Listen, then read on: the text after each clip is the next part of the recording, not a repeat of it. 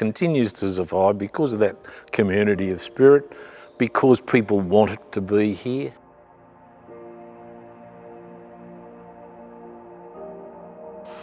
You missed out. I missed that. They do, yeah, they do that every year.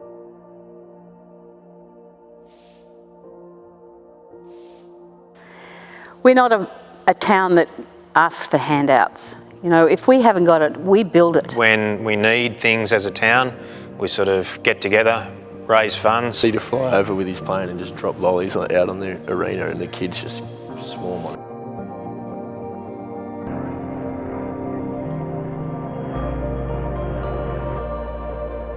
Daft Punk choose a little place like Wee Waa to launch their album. It's where we are today. I mean, this sort of facility wouldn't be here without the town getting together. We built our own state-of-the-art medical centre. It was something that was direly needed to attract doctors and medical facilities, and the town did it itself. Mr. Kale and myself came to Wee Waa 1961. I planted the first crop in 61 and he harvested it 62 while I went and got my family. It's home, it's where I was born, it's part of Gomeroi land. It's a good place to live. Everybody knows everybody. Drove through Wee Waa and had a look and it really appealed to us. Just had that really practical, pragmatic feel about the people. I don't know that there's too many other places I'd like to live. A lot of people are self-employed, which I think just makes for a good community. Not everywhere can be that way, but Wee Waa is that way. So there's just a lot of work comes out of the irrigated agricultural industry, particularly cotton. So there are a lot of people who are in their own employment. We wouldn't have a business in Wee Waa if it wasn't for the irrigation industry. Life is made up of interactions with people, and you don't have all those sort of facilities like you do in a city. Fun times and pastimes are made up with each other. Us locals, we like to say that not many people like to come inside the levee, because when they come inside they don't like leaving because they get that levee bank syndrome. One of the most impressive things I saw in our early days, and still I think is a standout feature of this community, was in the midst of a water reform where the New South Wales government was clawing back groundwater and a huge amount of damage, financial and other damage to businesses and people's lives. The government formula didn't include newer irrigators.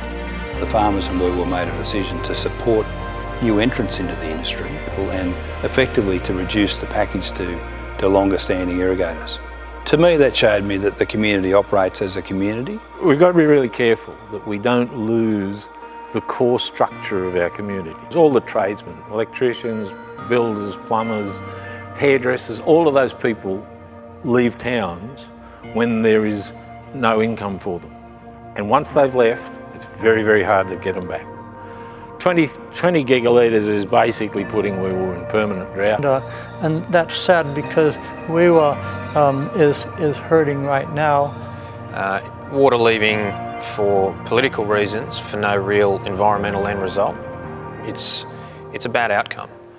It affects a town like Wee Waa. So 90% of what you see in this community, the support for small businesses, what drives the school, what drives the services, comes from agriculture.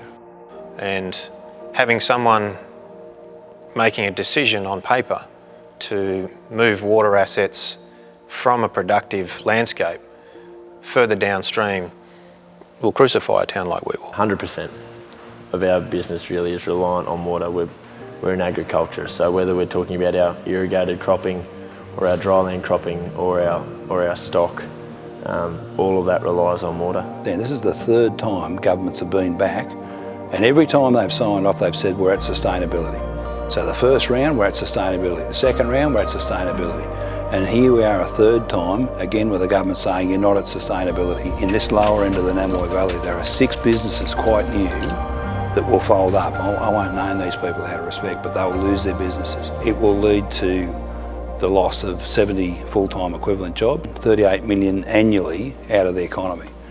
What sits behind those numbers is the destruction of people's businesses and lives. I'd like to see the environmental outcomes that are achieved. I'm not saying they're not there, but there's not much focus on auditing the environmental outcomes.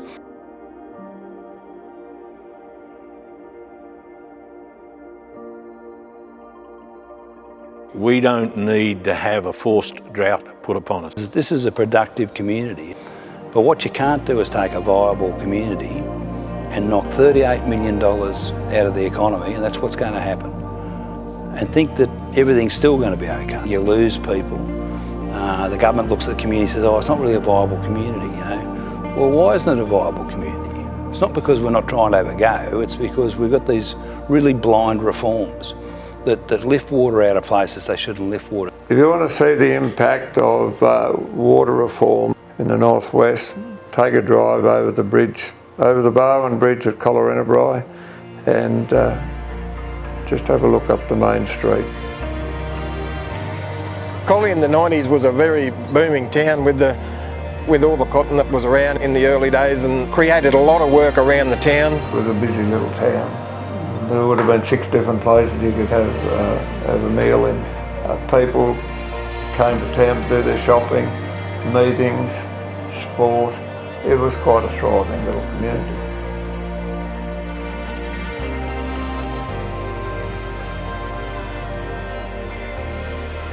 Without that water, you're just not going to get the numbers back again. The shops that have shut, businesses that have closed down in the last 15 to 20 years has left the little town a ghost town and broken up the community spirit. All the town has is a pub and a club, and they've got a chemist back, one service station and one garage, and a takeaway and a coffee vent. That it's a real shame to see these sort of towns go downhill, all because of, you know, the government says, let's take a bit of water away from them, they've had enough. The water you want to take from around Wee Waa, what's it really going to achieve? Here, keeps people in school, keeps people in jobs, keeps businesses going. What are you going to do with it? We wouldn't like to see a small town like Wee Waa go the same way we've gone. Don't give up without a struggle.